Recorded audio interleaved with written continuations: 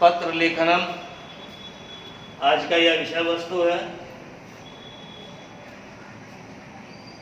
पत्र लिखते समय तीन प्रमुख बातों का ध्यान अपेक्षित है। सबसे पहले पत्र में हम किसी का संबोधन करते हैं, उसके बाद हम उनका अभिवादन करते हैं और अंत में पत्र का समापन करते हैं। ये तीनों कैसे किए जाएं, इसका भी ध्यान रखना होता है।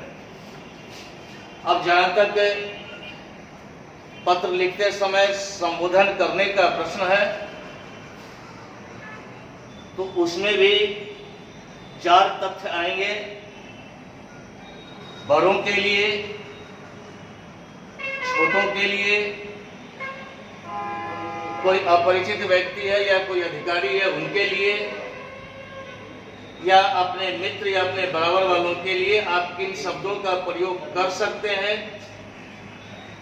उसको मैंने लिखित रूप में लिख रखा है कि बड़ों के लिए आप आदरणीय, मान्यवरः, पूज्यवरः, परम पूज्य आदि शब्दों का प्रयोग आप कर सकते हैं। छोटों के लिए प्रिय, आयुष्मान आदि शब्दों का ही प्रयोग कर सकते हैं। अपरिचित व्यक्ति या किसी अधिकारी के लिए महोदयः, मान्यवरः, माननीय आदि शब्दों का ही प्रयोग कर सकते हैं।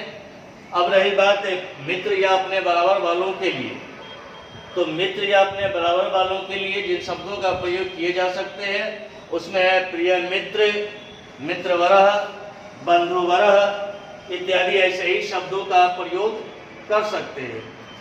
इसी आधार पर यह पत्र का चयन किया जाता है। अब इसके बाद उनका अभिवादन हम कैसे करेंगे, तो अभिवादन का जहाँ तक सवाल है वो अब आगे मैं बता रहा हूँ। अब दूसरा जो तथ्य है अभिवादन, अभिवादन के साथ बड़ों के लिए कैसे और किन शब्दों का प्रयोग करना है, तो जहाँ तक बड़ों के लिए प्रश्न है चरणयो नमामि, सादर प्रणामः, चरणयो प्रणामि आदि शब्दों का ही प्रयोग किए जा सकते हैं। छोटों के लिए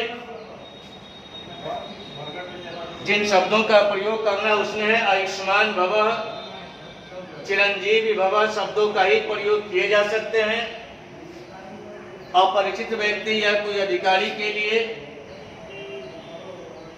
सादरम नमस्ते, सादरम अभिवादनम आदि शब्दों का ही प्रयोग किए जा सकते हैं।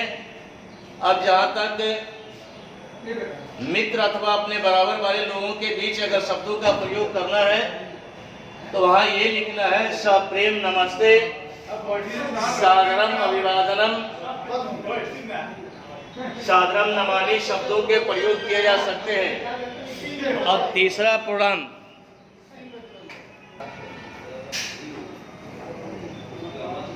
अब पत्र के समापन का जहाँ तक प्रश्न है, जो तीसरा विकल्प है उसके लिए बड़ों के लिए जिन शब्दों का प्रयोग करना है उसमें लिखना है भवदीय, भवताम आज्ञाकारी, भवताम स्नेहभाजनम आदि शब्दों का ही प्रयोग किए जा सकते हैं। छोटों के लिए भवदीय, त्वदीय, शुभ चिंतकः, शुभाकांक्षी आदि शब्दों का ही प्रयोग किए जा सकते हैं। अपरिचित व्यक्ति या अधिकारी के लिए भवदीय शब्द का ही प्रयोग किए जा सकते हैं। उसके बाद मित्र अथवा अपने बराबर वालों के लिए भवताम मित्रम, शुभाकांक्षी आदि शब्दों के ही प्रयोग किए जा सकते हैं। तो अब तक आपने देखा कि पत्र लेखन में जो मैंने पहले कहा कि तीन बिंदुओं का ध्यान रखना होगा कि पत्र में का हम संबोधन किस प्रकार से करेंगे, उनका अभिवादन कैसे करेंगे और फिर पत्र का समापन कैसे करेंगे।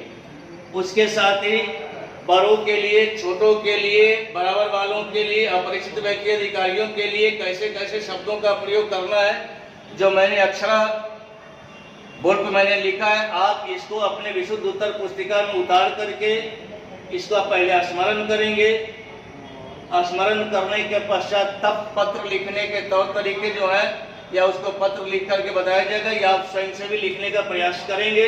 धन्यवाद। घर में रहे, सुरक्षित रहे, अध्ययन करें।